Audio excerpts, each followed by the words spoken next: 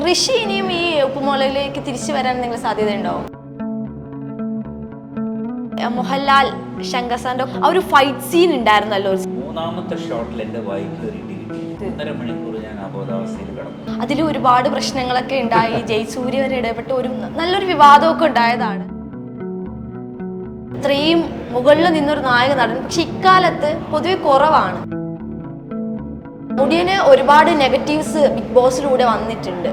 ആണോ?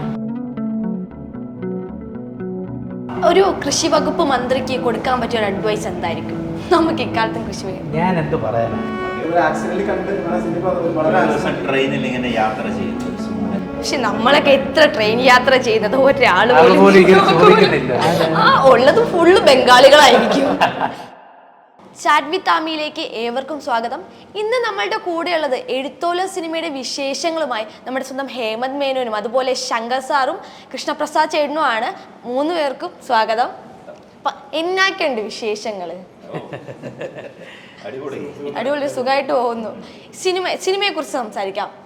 സിനിമയുടെ സംവിധാനം അതുപോലെ നിങ്ങളുടെ ക്യാരക്ടേഴ്സ് എന്തൊക്കെയാണ് പറയാം? ചേട്ടനിൽ തുടങ്ങാം. കൃഷ്ണപ്രസാദ്. എഴുത്തോല എന്നാണ് സിനിമയുടെ പേര്.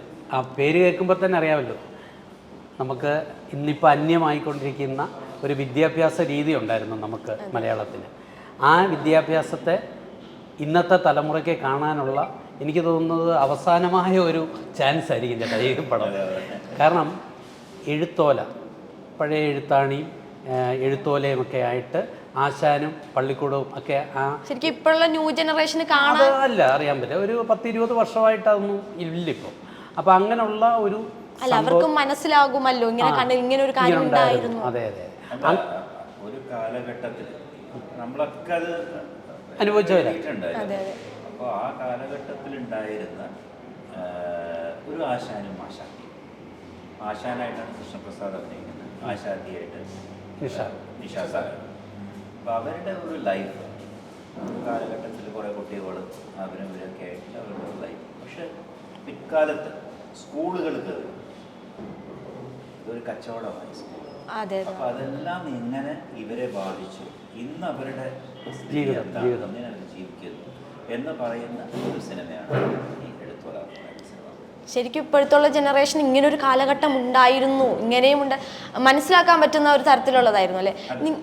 നിങ്ങളും ഇതുപോലെ എഴുത്തോലയിൽ എഴുതി പഠിച്ചിട്ടുണ്ട്? ചേട്ടനുണ്ട്, ഞാനും ഉണ്ട് കേട്ടോ. ഹേമന്താരും ഇതിലേക്ക് വന്നിട്ട് അതെ, ആ ഒരു അനുഭവം എങ്ങനെയായിരുന്നു? അതിൽ നിന്നും ഇപ്പോ പെയിനിങ് പെൻസിലിലോട്ടൊക്കെ മാറിയപ്പോൾ ഒരു മാറ്റം ഈ സിനിമയിൽ അത് ശരിക്കും കാണിച്ചിട്ടുണ്ട്. സിനിമ കാണുമ്പോൾ അറിയാം എങ്ങനെ ഇതെല്ലാം ഇതിലേക്ക് എങ്ങനെയാണ് സ്കൂളുകൾ വന്ന് ഡോമിനേറ്റ് ചെയ്തത്. ഇംഗ്ലീഷ് മീഡിയം സ്കൂളുകളും അത് അവരുടെ ഒരു ആധിപത്യം. അന്ന് മലയാളം എന്ന് പറയുന്ന ലാംഗ്വേജ് മാത്രമായിരുന്നു അല്ലേ? അത് മലയാളം കേരളത്തിലാണല്ലോ ഈ നമ്മുടെ ഈ എഴുത്തോലയും ഇതൊക്കെ ഇതിൽ എഴുതുന്ന ഒരു സിസ്റ്റം പണ്ടുണ്ടായിരുന്നത്. അപ്പോൾ നമ്മൾ മെയിനായിട്ട് ഫോക്കസ് ചെയ്യുന്ന അതാണ്. അത് മെയിൻലി കൃഷ്ണപ്രസാദ് ഒരു സ്റ്റേജ് കഴിയുമ്പോൾ പുള്ളി ഇല്ലാതെയാവുന്നതും പിന്നെ നിഷാ സാരംഗാണ് അതിൽ ലീഡ് ചെയ്ത് കൊണ്ടുപോകുന്നത്. നിങ്ങളുടെ ഒരു അനുഭവം എങ്ങനെയാണ് അത് എഴുതുമ്പോൾ? കുട്ടികളായിരിക്കുമ്പോൾ അന്നൊരു സിസ്റ്റം ഉണ്ടായിരുന്നു. നമ്മൾ അവിടെ കൊണ്ടുപോയി അവര് ആശാത്തിനടുത്ത് അല്ലെങ്കിൽ ആദ്യാക്ഷരം എഴുതുന്ന കാര്യങ്ങളൊക്കെ ഉണ്ടായിരുന്നു. പിന്നെ അതുപോലെയുള്ള അവർ തന്നെ കുട്ടികളെ പഠിപ്പിച്ചിരുന്നു. അങ്ങനെയായിരുന്നു അവരുടെ ജീവിതമാണ്. ആദ്യം മണ്ണിലായിരുന്നല്ലോ, അരിയിലാണ് ആദ്യാക്ഷരം. അല്ല, അത് ആദ്യത്തെ ഒരു ഇത്. പിന്നെ അത് ഓലയിലേക്ക് ആകുന്നു. ഈ ഓലയിൽ എഴുതുമ്പോൾ, ആ നാരയം വെച്ച് എഴുതുമ്പോൾ നമ്മുടെ കയ്യിലെ വിരലുകൾക്ക് പോലും ആ ഒരു ആംഗിളിലേക്ക് എത്തുകയാണ്. അപ്പം അതൊക്കെ അന്നത്തെ ഒരു രീതി അനുസരിച്ച് വലിയൊരു കാര്യങ്ങളായിരുന്നു. പക്ഷേ അതൊക്കെ ഇന്നും നമുക്ക് അന്യമായി. അന്യമായതിനെ നമുക്കൊന്ന് തിരിച്ചറിയാനുള്ളൊരു അവസരമാണ് ഈ സിനിമയിലൂടെ അത് കാണിക്കുന്നത്. ഹേമന്തിന് എങ്ങനെയാ അതുപോലെ എഴുതാനുള്ള എന്തെങ്കിലും ആഗ്രഹം അത് കണ്ടതിന് ശേഷം തോന്നിയിരുന്നോ? എന്റെ ക്യാരക്ടർ ആക്ച്വലി ഇങ്ങനെ എഴുതി പഠിച്ച് വളർന്ന ഒരാളാണ്. അദ്ദേഹം അബ്രോഡ് പോയി സക്സസ്ഫുൾ ആയ ഒരാളാണ്. നാട്ടിലേക്ക് തിരിച്ചു വരുമ്പോഴാണ് ഈ ആശിച്ചേരെ സംഭവം അറിയുന്നത്. എന്റെ ക്യാരക്ടർ എന്റെ മകളെയും അങ്ങനെ തുടങ്ങണം, അവളുടെ അങ്ങനെ വേണം ആഗ്രഹിച്ച് നാട്ടിലേക്ക് വരുന്ന ഒരാളാണ്. കാരണം ഇതിനകത്ത് പറയുന്ന മെയിൻ കാര്യം എന്ന് പറയുന്നത് ഇന്റിമസി ഭയങ്കര വലുതാണ്. ഇപ്പൊ അസൈത്ത് പറയുന്ന ആളായിട്ടുള്ള പോലെ ആശാനായിട്ടുള്ള ഇന്റിമസി വളരെ സ്ട്രോങ് കുട്ടികൾക്കുള്ള. നമ്മൾ സ്കൂളിൽ പോകുമ്പോൾ ഉള്ള എഫക്റ്റ് ആണ്. ഇതൊരു വളരെ ചെറിയ ഗ്രൂപ്പായിരുന്നു പഠിപ്പിക്കുമ്പോൾ ഒരു അമ്മ അച്ഛൻ അങ്ങനത്തെ ഒരു ഭയങ്കര ഇന്റിമേറ്റ് പോകുന്ന ഒരു ഗ്രോത്ത് ഇറക്കിലേക്ക് വരുന്നത്. അപ്പൊ അത് ഒരാളെ ഇങ്ങനെ ഡെവലപ്പ് ചെയ്യുന്നു, ഒരു നല്ല ബെറ്റർ പേഴ്സണെ വളരെ സഹായിക്കുന്നു.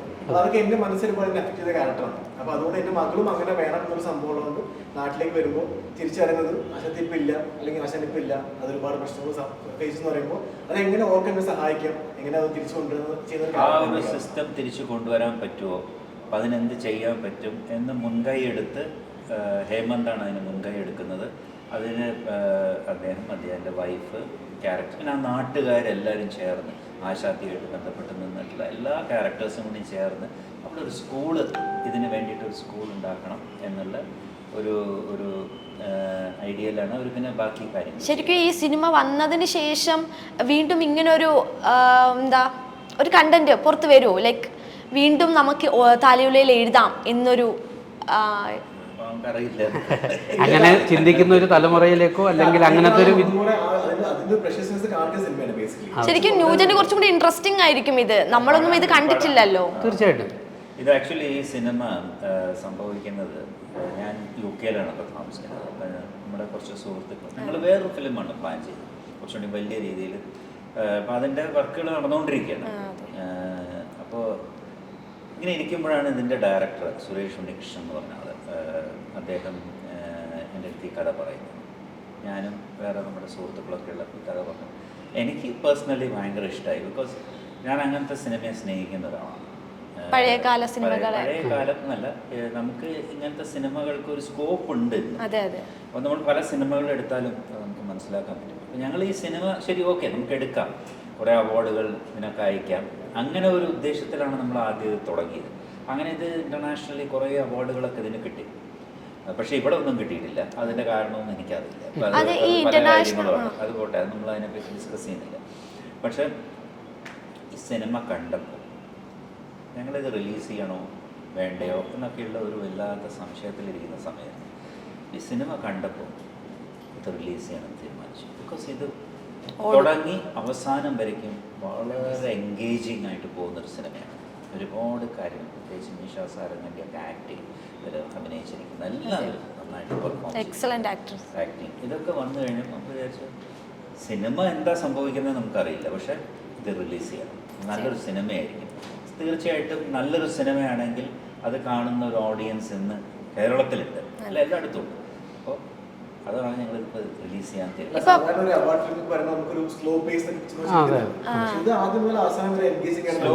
അല്ല, എന്തായാലും ഇൻട്രസ്റ്റിംഗ് ആയിരിക്കും കാണാൻ. ശരിക്കും ഇത്രയും ഇന്റർനാഷണൽ അവാർഡ്സ് ഒക്കെ കിട്ടിയെന്ന് പറഞ്ഞിട്ടും നമ്മുടെ തിയേറ്ററിലേക്ക് ഇതുപോലുള്ള ഫിലിംസ് വരാൻ കാണികൾ കുറവാണ്. ചിലപ്പോൾ അതിനെന്തായിരിക്കും കാരണം?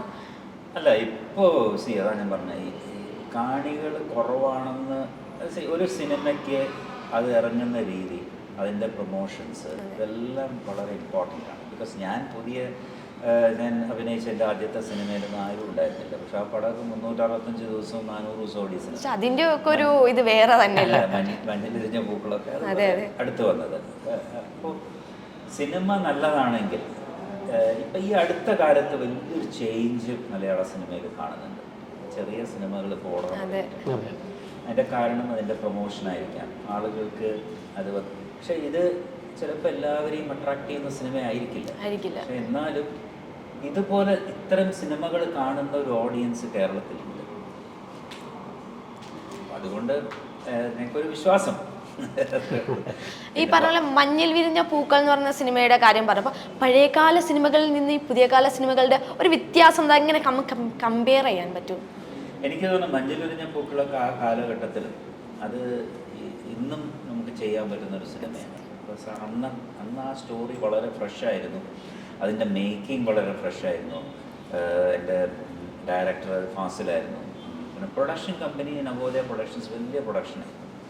എൻ്റെ ഫോട്ടോഗ്രാഫി ചെയ്ത അശോക് കുമാർ എന്ന് പറഞ്ഞാൽ വളരെ സൗത്ത് ഇന്ത്യയിലെ തന്നെ ഏറ്റവും വലിയൊരു ലീഡിങ് ക്യാമറമാനായിരുന്നു.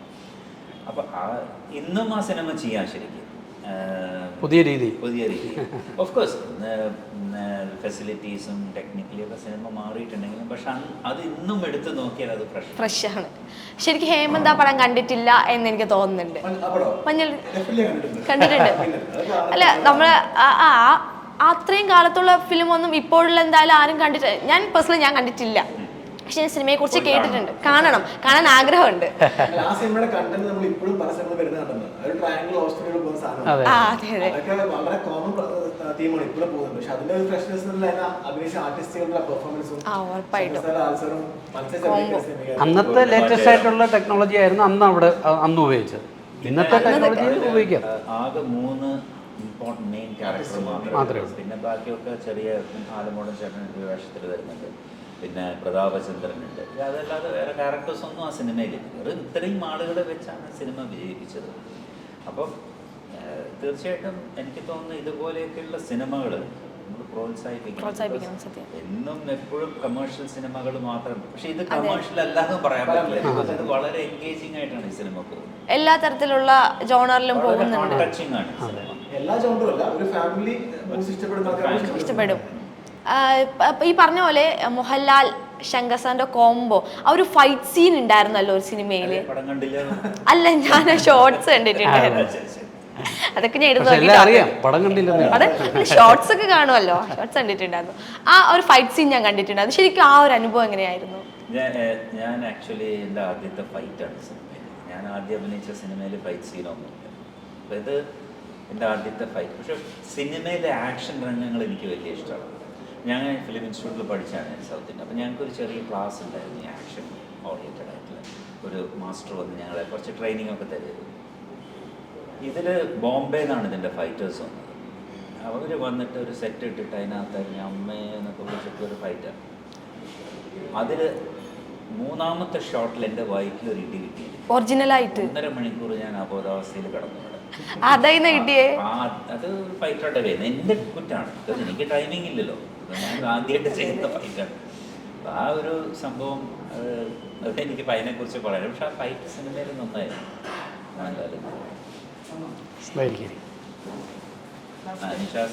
അപ്പൊ എന്തായാലും സിനിമയിലെ നായിക നിഷ സാരംഗ് ചേച്ചി നമ്മളോട് ജോയിൻ ചെയ്തിട്ടുണ്ട്. ചേച്ചി സ്വാഗതം. ശരിക്കും ചേച്ചി സിനിമയെ കുറിച്ച് ഉള്ള അഭിപ്രായം, എഴുത്തോല എന്ന സിനിമയിലെ ക്യാരക്ടർ, അതുപോലെ മേക്കിംഗ് പറഞ്ഞു. ഓൾറെഡി ഒരു പറഞ്ഞിട്ടുണ്ട്, എന്നാലും ചേച്ചിയുടെ വായി. എന്നെ സംബന്ധിച്ച് ഏറ്റവും നല്ലൊരു ക്യാരക്ടറാണ് കിട്ടിയിരിക്കുന്നത്. പിന്നെ ഇങ്ങനത്തെ ഒരു ക്യാരക്ടർ ചെയ്യുമ്പോൾ ഒരു പേടി ഉണ്ടായിരുന്നു. പിന്നെ ഇവരെല്ലാവരും സപ്പോർട്ട് പ്രവർത്തനങ്ങളൊക്കെ വളരെ എളിമയോടുകൂടി പറഞ്ഞതേ ഉള്ളൂ. നന്നായി ചെയ്തിട്ടുണ്ട്. ശരിക്കും പറഞ്ഞു കഴിഞ്ഞാൽ ഈ പടത്തിന്റെ A-Z സംഭവത്തിൽ അല്ലേ, ഓൾറെഡി ഒരു എക്സലന്റ് ആക്ട്രസ് ആണ്. അതെ, അതൊക്കെ നന്നായിട്ട്. അത് ഞങ്ങൾക്ക് രണ്ടുപേരുമാണ് അത് ചെയ്തത്. അപ്പം ഏജ് കുറഞ്ഞ് ഒരു ചെറിയ ഒരു യങ് സ്റ്റേജിലുള്ളത് കൊണ്ട് പ്രായമായ വേഷമുണ്ട്. അപ്പോൾ ഇത് രണ്ടും ചെയ്യാൻ പറ്റി. എഴുത്താശാനായിട്ടും നമുക്കും ചെയ്യാൻ പറ്റി. ഇവിടെ ആശാട്ടിയാണ് ഇതിൻ്റെ മൊത്തം ലീഡ് ചെയ്തിരിക്കുന്നത്. ഞങ്ങളിവിടെ ശരിക്കും 15 മിനിറ്റ് ആയി തുടങ്ങിയിട്ട്. എവിടെ പോകുന്നു ഇത്ര നേരം ലേറ്റ് ആയി? അല്ല, ഞാൻ വരുന്ന വഴിക്ക് ഇന്ന് മൺഡേ ആയതുകൊണ്ട് നല്ല ബ്ലോക്ക് ഉണ്ട്. ഇപ്പോൾ കാക്കനാട് നിന്ന് ഇങ്ങോട്ട് അറിയാലോ, ഞാൻ ഇൻഫോ പാർക്കിൻ്റെ അടുത്താണ്. അവിടെ നിന്ന് ഇങ്ങോട്ട് പുള്ളിക്കാരൻ എവിടെന്നാ പറഞ്ഞത്? ചങ്ങനാശ്ശേരി പറ്റൂ.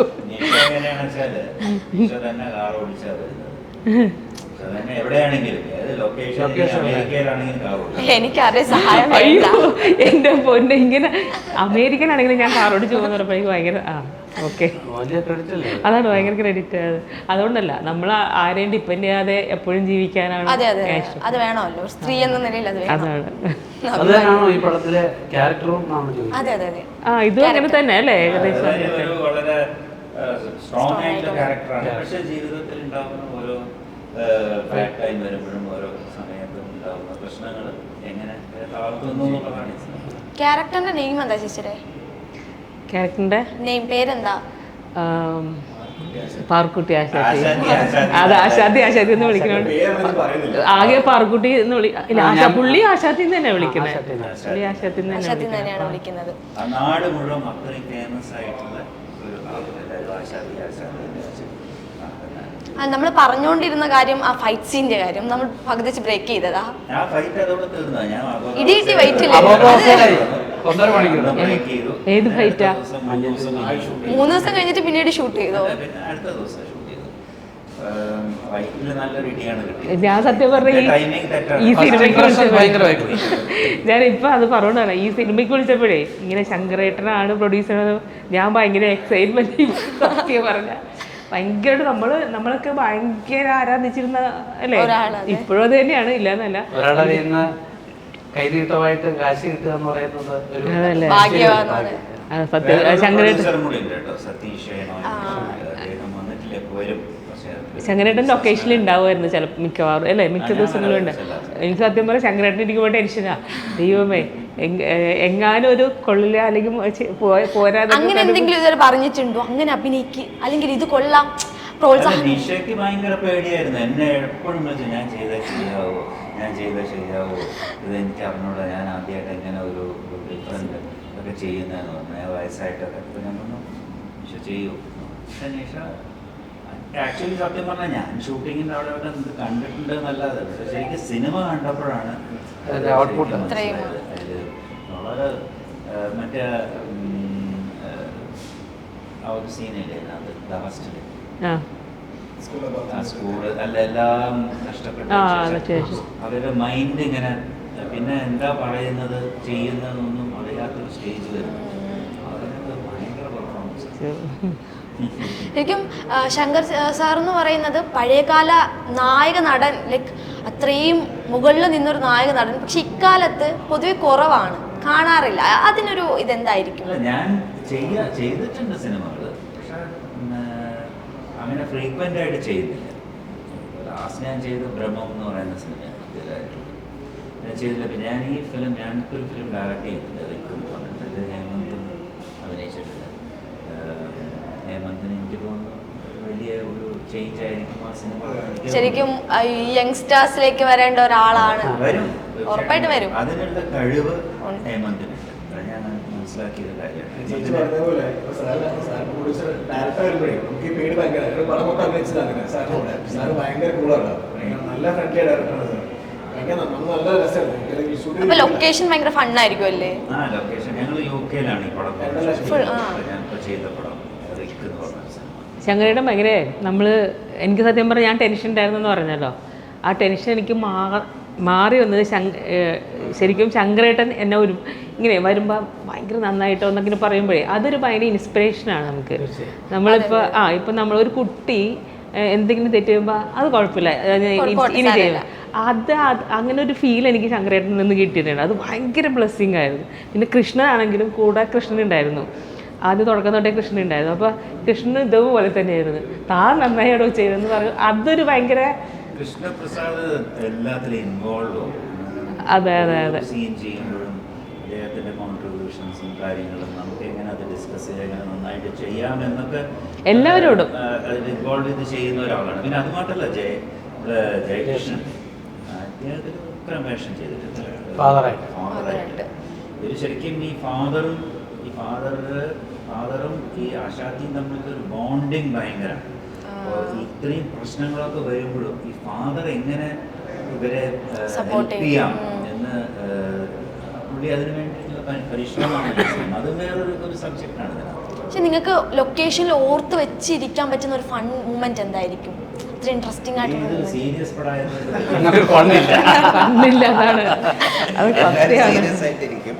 ഞങ്ങൾക്ക് ഏറ്റവും നല്ലൊരു ലൊക്കേഷനാണ് കിട്ടിയത്. അത്രയും നല്ലൊരു ലൊക്കേഷൻ, ഈ ഒരു സബ്ജക്റ്റിന് പറ്റിയൊരു ലൊക്കേഷൻ. അവിടെ ഞങ്ങൾ ശരിക്കും പറഞ്ഞാൽ അതിലെ ക്യാരക്ടേഴ്സായിട്ട് തന്നെ മാറുകയായിരുന്നു. ശരിക്കും ആ ഷൂട്ടിംഗ് തുടങ്ങി അത്രയും ദിവസം കൊണ്ട് ശരിക്കും പറഞ്ഞാൽ പ്ലാൻ ചെയ്തതിനേക്കാൾ നേരത്തെ തീർന്നു അല്ലേ ഷൂട്ട്. അപ്പോൾ ഞങ്ങൾ കാരണം ഇൻവോൾവ് ആണ്, വേറെ ഒരു ഇതിനും നമ്മൾ ഫണ്ടിനൊന്നും പോയിട്ടില്ല. അപ്പോൾ അത് കാരണം എന്താണെന്ന് വെച്ച് കഴിഞ്ഞാൽ നമ്മൾ ഫാസ്റ്റായിട്ട് ഷൂട്ട് തീർന്നു. ഞങ്ങളെ സംബന്ധിച്ചോളം വളരെ സംതൃപ്തിയോടുകൂടിയാണ് ക്യാരക്ടേഴ്സ് എല്ലാം ചെയ്തിരിക്കുന്നത്. അതിൻ്റെ ഔട്ട്പുട്ടാണ് ഈ പടത്തിൻ്റെ. അതെന്തായാലും സ്ക്രീനിൽ കാണാൻ കഴിയും. പിന്നെ ഇതിൽ വേറൊരു കാര്യം എന്ന് പറഞ്ഞാൽ ഇതിൽ 100-120 കുട്ടികളെ അഭിനയിച്ചു. സ്കൂൾസ് എനിക്ക് പിന്നെ അവിടെ ചെന്നാലും കുറെ കുട്ടികളെ ഓൾറെഡി ഒരു 5 മക്കളുണ്ട്. അതുകൊണ്ട് ഞാൻ ഭയങ്കര ഹാപ്പിയാണ്. ആൾക്കാരൊക്കെ എല്ലാവരും ലൊക്കേഷനിൽ നിന്നും ഉണ്ടായിരുന്നു. പ്ലസ് കൂടുതലും കുട്ടികളെ ബേസ് ചെയ്തിട്ടുള്ള ഒരു സംഭവമൊക്കെ ഉണ്ടായിരുന്നു. പിന്നെ ഇതിൽ എടുത്തു പറയേണ്ടത് മ്യൂസിക്കാണ് സിനിമയുടെ. മോഹൻ സിത്താരയാണ് ചെയ്തിരിക്കുന്നത്. അദ്ദേഹം അതിൻ്റെ ബാക്ക്ഗ്രൗണ്ട് മ്യൂസിക് ആണെങ്കിലും ഇതിലൊരു പാട്ടുണ്ട്. അതിൽ രണ്ടുപേര് പാടാൻ പറ്റുമോ? അതിൽ ഞാൻ അത് അങ്ങനത്തെ ഒരു പാട്ടാ. അല്ല, ശരിക്കും മലയാള അക്ഷരങ്ങൾ എല്ലാ അക്ഷരങ്ങളും ചേർത്തൊരു പാട്ട്. അത് വെച്ചിട്ടൊരു പാട്ടാണ്. അത് വെച്ചൊരു പാട്ട് നമ്മള് അസാധ്യമായിരിക്കും. ഒരു രക്ഷയില്ല ആ പാട്ട്. ഞങ്ങൾക്കൊന്നും പാടാൻ പറ്റുന്നില്ല. പറ്റില്ല. വെറുതെ അത് ഞങ്ങളായിട്ട് എനിക്ക് അല്ലെങ്കിലും പറ്റില്ല ഒരു പാട്ട്. അല്ലല്ല, വേറെ ഏതെങ്കിലും ഒരു പാട്ട് രണ്ടുപേര് ആർക്കെങ്കിലും പാടാൻ പറ്റുമോ? ഏതാ? ഏതെങ്കിലും ഒരു പാട്ട് രണ്ടുപേര് ഈ പടത്തിലായാലും ഏത് പടത്തിലായാലും അത് കൃഷ്ണൻ പാടും. കൃഷ്ണൻ നന്നായി പാട്ട് പാടും. അതെ അതെ. ഞാൻ കേട്ടിട്ടുണ്ട് കവിത. ഞാനല്ല, കൃഷ്ണേന്ദ്രൻ ചേട്ടനാണ്. അതെ, അത് പേര് മാറിയതാണ്. കൃഷ്ണന്ന് മാത്രമേ കിടപ്പുണ്ടെന്നേ. മോഹൻ സിത്താര വരും കുറച്ച്. തീർച്ചയായിട്ടും ഞങ്ങളുടെ ഈ പടം പുതിയ ജനറേഷൻ ആയാലും പഴയ ജനറേഷൻ കാണണം. കാരണം നമുക്ക് അന്യമായ ആ ഒരു പഴയ കാലത്തെ തിരിച്ചു കൊണ്ടുവരുവാൻ ഞങ്ങൾ മാക്സിമം ശ്രമിച്ചിട്ടുണ്ട്. ആ ശ്രമം ശങ്കരേട്ടനെ പോലെ അല്ലെങ്കിൽ സതീഷിനെ പോലെയുള്ള പ്രൊഡ്യൂസേഴ്സ് ഇതിനു വേണ്ടി ശ്രമിച്ചത് ഇങ്ങനൊരു സംഭവം വെളിയിൽ കൊണ്ടുവരുവാൻ, പ്രേക്ഷകർക്ക് കാണുവാൻ ഉള്ളൊരു അവസരമാണ്. അത് തീർച്ചയായിട്ടും കാണുക. കണ്ടു കഴിഞ്ഞ് എല്ലാവർക്കും ഒരുപോലെ ഇഷ്ടപ്പെടുന്ന ഒരു പടമായിരിക്കും. കാരണം അതാ ഞാൻ പറയാൻ വന്നത്. ഇപ്പോൾ സുരേഷ് ഇപ്പോൾ വന്നിട്ടില്ലേ, പുള്ളി ലണ്ടനിലാണ്. പുള്ളിക്ക് ഒരു അത്യാവശ്യം കൊണ്ട് എത്താൻ സാധിച്ചിട്ടില്ല. പുള്ളി ഇന്ന് വരേണ്ടതായിരുന്നു, ഇന്നലെ വരേണ്ടതായിരുന്നു. പക്ഷെ അത് എന്തോ കുറച്ച് ഡിലേ വന്നത്, ഹോസ്പിറ്റൽ കേസും. അപ്പോൾ അദ്ദേഹത്തിൻ്റെ കഥയാണ്, അദ്ദേഹം തന്നെയാണ് ഇത് സംവിധാനം ചെയ്തത്. അത് ഒരു ഫസ്റ്റ് ഫിലിം എന്നൊന്നും നമുക്ക് പറയാൻ പറ്റില്ല. ഇപ്പം എല്ലാവരുടെയും ഒരു കൂട്ടായ്മയും കാര്യങ്ങളൊക്കെ വെച്ചിട്ട് ഈ സിനിമ വളരെ ഭംഗിയായിട്ട് ചെയ്തിരിക്കുന്നു. അതുമാത്രമല്ല, ഈ സിനിമ കണ്ടിട്ട് ഒരു ഇൻ്റർനാഷണൽ സിനിമ ചെയ്യുകയാണ്. അതായത് ഇംഗ്ലീഷും ഹിന്ദിയും കൂടി ചേർന്നിട്ട് മനോജ് ബാജ്പേയി അഭിനയിക്കുന്ന ഒരു സിനിമ ഡയറക്റ്റ് ചെയ്യുന്നു. പുള്ളി എന്നെ സുരേഷാണ് എന്നെ ആദ്യം വിളിക്കുന്നത്. അപ്പോൾ ഒരു ദിവസം ഞാൻ ഇതുപോലെ ഇന്നും നമ്മുടെ എടപ്പള്ളി ഗണപതി ക്ഷേത്രത്തിൽ പോയി തിരിച്ച് വീട്ടിലേക്ക് വന്നുകൊണ്ടിരിക്കുമ്പോൾ സുരേഷിൻ്റെ കോൾ വരാം ഫസ്റ്റ്. അപ്പോൾ ആരാധന എനിക്കറിയില്ലല്ലോ. അപ്പോൾ വിളിച്ചിട്ട് ഇങ്ങനെ ഇത് പറയാണ്, ഇങ്ങനെ ഒരു സിനിമ ചെയ്യാൻ പോവാണ്. അപ്പം ഇത്ര ഏജുള്ള ക്യാരക്ടറാണ്. ഞാൻ എന്നെയാണോ എനിക്ക് ഡൗട്ടായിരുന്നു. തന്നെയാണ്. അപ്പോൾ നിഷാശാരംഗല്ലേ? ഞാൻ പറഞ്ഞ അത് തന്നെ. അല്ല, അപ്പൊ ഇത് എന്ത് ഒന്നുകൂടെ ഒന്ന് ആലോചിച്ച് നോക്ക്, എന്നെ തന്നെയാണോ തന്നെയാണോ? അങ്ങനെ പുള്ളി വിളിച്ചിട്ട് ഇങ്ങനെ കഥയൊക്കെ പറഞ്ഞു. അപ്പൊ എനിക്ക് ഡൗട്ടും, ചിലപ്പോൾ ആൾക്കാർ കളിപ്പിക്കാൻ വിളിക്കുമല്ലോ, അങ്ങനെ ഇല്ലേ? അങ്ങനെ വല്ലോ ആണോ എന്നറിയാൻ വേണ്ടിയിട്ട്. അല്ല, അതാണ് നീ. അപ്പൊ ഇന്ന് ഞാൻ ആ അമ്പലത്തിൽ തന്നെ പോയിട്ടാണ് ഫസ്റ്റ് ഇങ്ങോട്ട് വന്നത്. അപ്പൊ ഞാൻ പറഞ്ഞു, ഒരു കാര്യം ചെയ്യ്, നിങ്ങൾ കഥ പറയാൻ ഞാൻ അങ്ങോട്ടൊന്നും വരണില്ല, അറിയാൻ പറ്റില്ലല്ലോ. എനിക്ക് വിശ്വസിക്കാൻ പറ്റാത്തതുകൊണ്ടാണ്. വീട്ടിലേക്ക് വരണം, നിങ്ങൾ വിളിക്കുന്ന നിങ്ങൾ എടപ്പള്ളി അമ്പലത്തിൽ എടപ്പള്ളി ഗണപതി ക്ഷേത്രത്തിലേക്ക് വരും.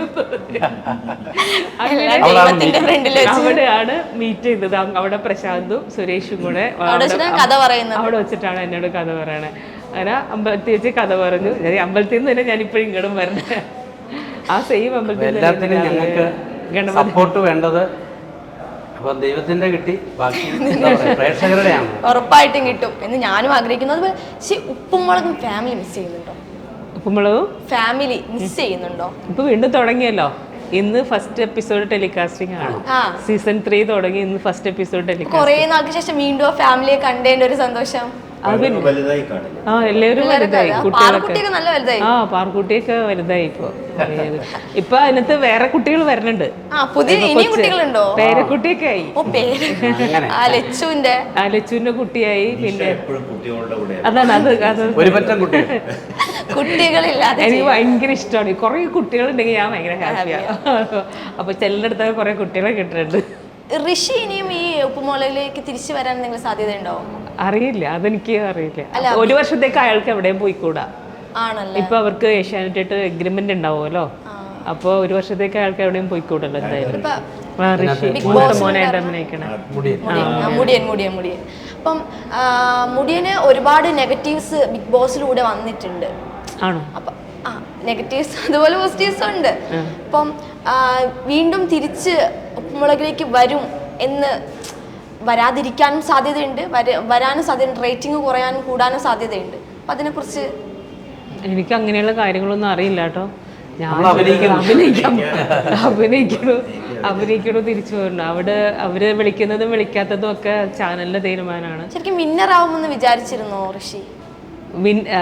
ശരിക്കും അവൻ ഭയങ്കര ഇഷ്ടമാണ്. ഞങ്ങൾ അവൻ്റെ അമ്മയെ പോലെ തന്നെയാണ് എൻ്റെ അടുത്തും. അപ്പോൾ വീട്ടിൽ വന്ന് എൻ്റെ കാലിലൊക്കെ തൊട്ടൊഴുത് അനുഗ്രഹമൊക്കെ വാങ്ങിച്ചിട്ട് പറഞ്ഞ് എന്താ ചെയ്യണ്ടേ, ഞാൻ പറഞ്ഞു പോയിട്ടു ആ 100 ദിവസം നിൽക്കണം എന്നുള്ളത് മസ്റ്റാണ്. പിന്നെ ഫസ്റ്റ് കിട്ടുമോ കിട്ടില്ലേ എന്നുള്ളത് അത് നിനക്ക് ഭാഗ്യമുണ്ടെങ്കിൽ കിട്ടും, പക്ഷെ എന്തായാലും ഫസ്റ്റ് വാങ്ങിക്കണം എന്ന് പറഞ്ഞാൽ വിട്ടു. 100 ദിവസം നിൽക്കണം, അത് ഉറപ്പാണെന്ന് പറഞ്ഞു. ഫസ്റ്റ് കിട്ടാത്തതിന്റെ കാരണം എന്തായിരിക്കും അതൊന്നും എനിക്കറിയില്ല. ഇങ്ങനെ തന്നെയാണോ റിയൽ ലൈഫ്? നോർമലി അങ്ങനെ തന്നെയാണ് ആള്. അത് തന്നെയാണ് സ്വഭാവം, ഒരു മാറ്റമില്ല. ആളത് തന്നെയാണ്, ഒരു വ്യത്യാസമില്ല. ആ കാണിച്ചതൊക്കെ തന്നെയാണ് ആള്. ചേച്ചി ഒരു മോന്റെ കൺസേൺ അല്ലേ അതിനകത്ത് ഉപ്പുമുളകിൽ കണ്ടില്ലേ? ഈ സെയിം ക്യാരക്ടറല്ലേ ഉപ്പുമുളകിലും കാണിക്കുന്നത്. അത് തന്നെയാണ് അവൻ അങ്ങനെ ആയതുകൊണ്ടാണ് ആ ക്യാരക്ടർ അങ്ങനെ എഴുതിയത്. ചേച്ചി ബിഗ് ബോസ് കാണാറില്ലേ? ഞാൻ അങ്ങനെ കാണാൻ പറ്റിയിട്ടില്ല.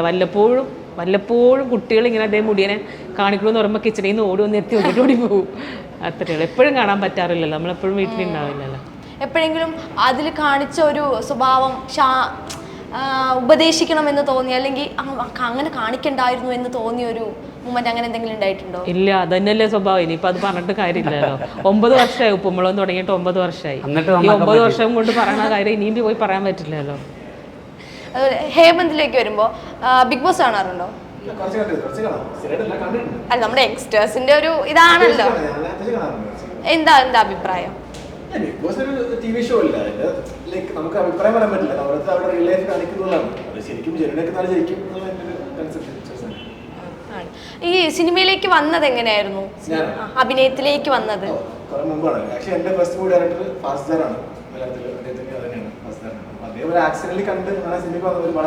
ട്രെയിനിൽ ഇങ്ങനെ യാത്ര ചെയ്യുന്നത് സുന്ദരനായ ഒരു പയ്യൻ ഒരാൾ ഫ്രണ്ടിലിരുന്ന് ഇങ്ങനെ നോക്കിക്കൊണ്ടിരുന്നു. പക്ഷേ പുറത്തിറങ്ങിയപ്പോൾ എന്താ ചെയ്യുന്നത്, സിനിമയിൽ അഭിനയിക്കാൻ താല്പര്യമുണ്ട്. മനസ്സിലായില്ലേ ഹേമന്ത്, സിനിമയിൽ അഭിനയിക്കാൻ പറഞ്ഞ പോലെ എന്നെ തന്നെയാണോ ആണോ എന്നൊക്കെ എൻ്റെ അടുത്ത് ഈ അടുത്താണല്ലോ ഈ കഥ പറഞ്ഞത്. അപ്പോൾ ഏത് സിനിമ ഡയറക്ടർ ഫാസിൽ സംവിധാനം ചെയ്തു. പക്ഷെ നമ്മളൊക്കെ എത്ര ട്രെയിൻ യാത്ര ചെയ്യുന്നത് ഒരാള് ഉള്ളത് ഫുള്ള് ബംഗാളികളായിരിക്കും. സത്യം ഒരാളെങ്കിലും ചോദിച്ചിരുന്നെങ്കിൽ ആയിരിക്കും. ഞങ്ങളുടെയൊക്കെ ജീവിതത്തിൽ എന്നെ സംബന്ധിച്ചോളം എനിക്ക് ഈ പടം എന്ന് പറയുന്നത് ഒരു ചേഞ്ചാണ്. കാരണം ഇതുവരെ നമ്മൾ ഈ പയ്യൻ വേഷങ്ങളും കുറച്ച് നാളായി അങ്ങനത്തെ വേഷം പയ്യൻ, അതെ പയ്യൻ അല്ലെങ്കിലും പയ്യൻ വേഷം ചെയ്തുകൊണ്ടിരിക്കും. അപ്പം അതിൽ നിന്നൊരു ചേഞ്ചാണ്. ഫേസിൽ ഇപ്പോൾ ഒരു പയ്യൻ കിടക്കണ്ടല്ലേ. അപ്പം എഴുത്താശാൻ എന്ന് പറയുന്നത് ഈ പറഞ്ഞ ആശാട്ടിയുടെ കൂടെയുള്ള ഒരു ആശാനാണല്ലോ. അപ്പോൾ അത് എനിക്ക് ഈ പടം തരുമെന്നാണ് എൻ്റെ വിശ്വാസം. കാരണം അതുപോലത്തെ ഒരു ക്യാരക്ടറാണ്. കാരണം ക്യാരക്ടർ വേഷം ചെയ്യാനാണ് എനിക്ക് ഇനിയിപ്പോൾ താല്പര്യം. അപ്പോൾ അങ്ങനെയുള്ള ഒരു തുടക്കം 1-2 പടങ്ങളിൽ ചെയ്ത് കഴിഞ്ഞു. അപ്പോൾ ഇത് അതിന് കുറച്ചുകൂടെ മുതൽക്കൂട്ടാവുന്നതാണ് എൻ്റെ വിശ്വാസം. ചേട്ടൻ ആദ്യം ഒരു കർഷകനായിരുന്നു, അതിൽ ഒരുപാട് പ്രശ്നങ്ങളൊക്കെ ഉണ്ടായി. ജയസൂര്യ വരെ ഇടപെട്ട് ഒരു നല്ലൊരു വിവാദമൊക്കെ ഉണ്ടായതാണ്. പിന്നെ ഈ കാലത്ത് വരുമ്പോൾ ഈ കൃഷി എന്നൊക്കെ പറയുന്നത് പൊതുവെ കാണാനില്ലാത്തൊരു കാര്യമാണ്. അതിന് എന്ത് ചേഞ്ചാണ് അല്ലെങ്കിൽ എന്ത് മാറ്റമാണ് ഈ കാലഘട്ടത്തിൽ നമുക്ക് കൊണ്ടുവരാൻ പറ്റുന്നത് കൃഷിയിൽ? പ്രത്യേകിച്ചും നമ്മുടെ കേരളത്തിൽ ലേബേഴ്സ് ഇല്ല.